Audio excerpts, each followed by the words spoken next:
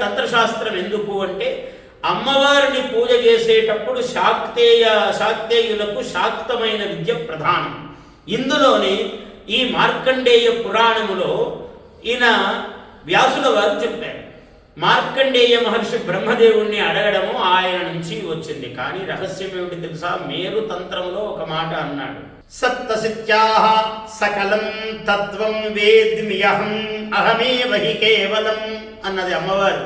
అమ్మవారు అన్నది ఈ సప్తశతి యొక్క తత్వము నాకొక్కదానికే తెలుసు, ఎందుకంటే నేనే తత్వముగా ప్రసరిస్తున్నాను కదా. అయితే వ్యాసుల వారు చెప్పారు కదా, అన్నింటికీ రచయిత 18 పురాణాలు రచింది వ్యాసుల వారు కదా అంటే వ్యాసుల వారు కొత్తగా రాయలేదయ్యా, ఆయన దర్శనం చేశారు. కేవలం వ్యాసస్తురీయకం, వ్యాసుడికి 4వ భాగమే తెలుసు.